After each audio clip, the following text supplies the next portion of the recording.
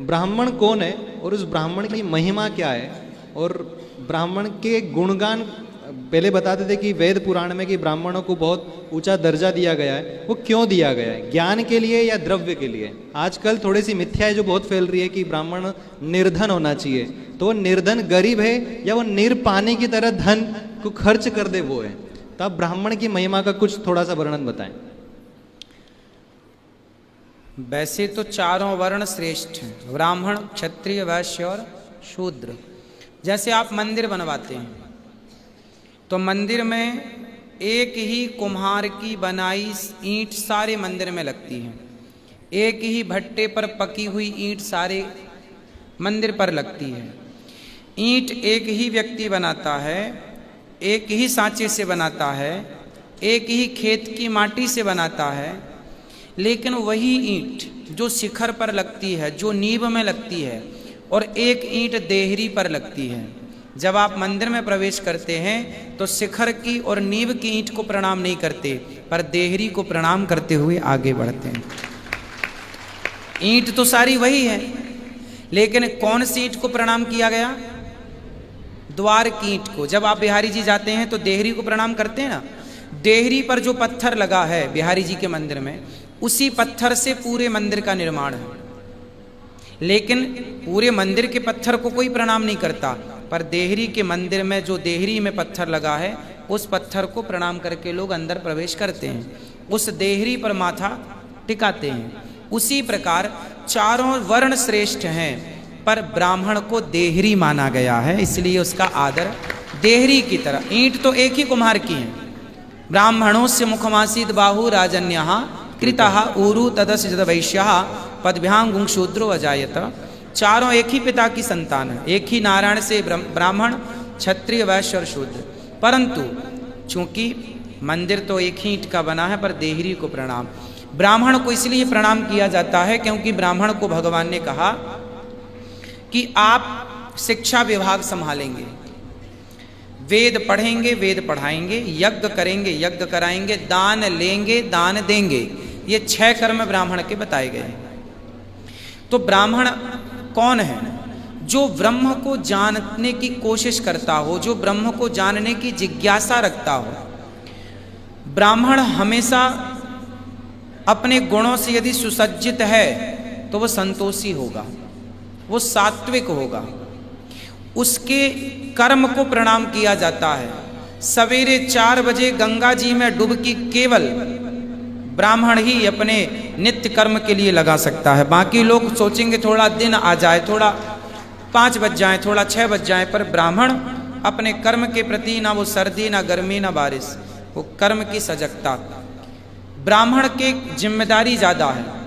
आप लोग लघु शंका करते हैं ना, तो डायरेक्ट लघु शंका कर लेते हैं, पर ब्राह्मण की जिम्मेदारी ज़्यादा है। ब्राह्मण पहले यज्ञोपवीत निकालेगा, तब तक वो साधे रखेगा, यज्ञोपवीत निकालेगा, जनेऊ कान में लपेटेगा, इसके बाद ही वो, सोचिए, लघु शंका करने के लिए भी वो बंधा हुआ है उस यज्ञोपवीत के सूत्र से। मतलब ब्राह्मण की मर्यादाएं ज़्यादा हैं, ब्राह्मण के जीवन में नियम ज़्यादा हैं।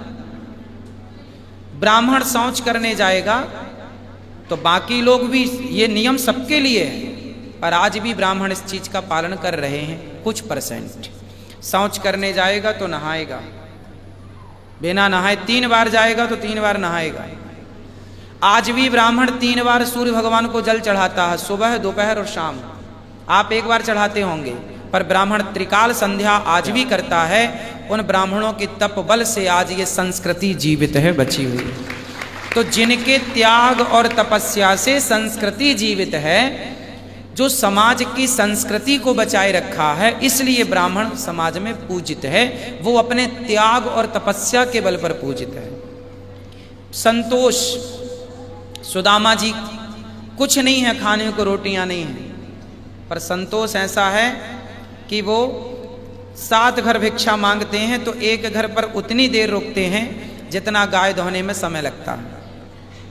और भगवान कृष्ण के पास गए सुदामा जी तो मांगने नहीं गए, अपनी हैसियत के अनुसार 4 मुट्ठी चावल देने के लिए गए थे। इसलिए ब्राह्मण का त्याग जब भगवान ने देखा ना, तब सुदामा को बिठाए अपने आसन पर और चरण धुलने लगे। भगवान क्या बोले, देख सुदामा की दीन दशा, करुणा करके करुणा निधि रोए, पानी परत को हाथ छुओ नहीं, नैनन के जल से पग धोए।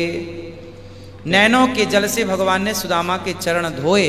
इसलिए ये दास अनिरुद्ध भी यहाँ जो ब्राह्मण पाठ कर रहे हैं, प्रत्येक ब्राह्मण के चरणों को धुलकर मैं चरणामृत लेने की कोशिश करता हूँ, क्योंकि ब्राह्मणों को भगवान पूजे हैं, गाय को भगवान पूजे हैं। ब्राह्मणों की पूजा भगवान ने की तो समाज को भगवान ने कहा कि जो ब्राह्मण संस्कृति को, सनातन संस्कृति को बचाए रखें। इतने आक्रांता आए, 700 साल तक देश गुलाम था, 500 साल मुगलों के द्वारा, 200 वर्ष तक अंग्रेजों के द्वारा, सैकड़ों साल तक देश गुलामी की जकड़ में था। लेकिन फिर भी गीता बची, रामचरितमानस बची, हमारे वेद पुराण बचे। किन की बदौलत बचे? उन ब्राह्मणों ने चीज़ों को कंठस्थ कर लिया। आग लगा दी नालंदा विश्वविद्यालय में मुगलों ने, सारा पुस्तकालय, सारी लाइब्रेरी जल करके राख हो गई। लेकिन उन लोगों ने उन पुस्तकों के बल पर नहीं रहे, उन पुस्तकों का ज्ञान कंठस्थ किए थे। उन ब्राह्मणों के त्याग तपस्या के बल पर जंगल जंगल घूमते रहे कि हमारी विद्या, सैकड़ों लाखों ब्राह्मणों की हत्या हुई है उस समय मुगलों के द्वारा। जो जो कंठस्थ थे वेद पुराण, जिन जिन को सबको चुन चुन के, गिन गिन के, पकड़ पकड़ के मारा गया। कहा जाता है इतने ब्राह्मणों को मारा गया। राजस्थान में एक पाली गांव है, जहां के ब्राह्मणों को वर्तमान में पालीवाल कहते हैं। इतने ब्राह्मणों की हत्या की गई कि ब्राह्मणों के यज्ञोपवीत का ढेर लग गया था। दूर से देखने में ऐसा लगता था कोई पहाड़ है। अब सोचिए, जहां ब्राह्मण के शरीर के यज्ञोपवीत का पहाड़ खड़ा हो जाए, सोचिए, कल्पना कीजिए कितने ब्राह्मणों की हत्या हुई होगी, कितने ब्राह्मणों को मारा गया होगा। मर कर भी अपनी संस्कृति को जीव। आज आप गीता सुनते हैं, रामायण सुनते हैं, तो इन ग्रंथों को तो जला दिया गया था अंग्रेजों के द्वारा, मुगलों के द्वारा। वो ब्राह्मणों ने कंठस्थ, कुछ लिपि रह गई, बचाए रखा, पैसा ना लेके भागे, लिपियां लेके भागे। वो जो हस्तलिखी पहले चलती थी, लिपियां चलती थीं, वो लेकर के भागे और वो जंगल में जाके छिपे कि हमारी संस्कृति बच जाए, क्योंकि बीज बच गया तो पेड़ तो कभी भी तैयार किया जा सकता है। बहुत शानदार। इसलिए ब्राह्मणों के ये त्याग, ये तपस्या के कारण समाज उन्हें अपना गुरु मानती है। इसीलिए शायद एक श्लोक भी है कि नमो ब्रह्मण्य देवाय गो ब्राह्मण हिताय च जगद्धिताय कृष्णाय गोविंदाय नमो नमः। मैं भी सभी ब्रह्मजनों को प्रणाम करता हूँ।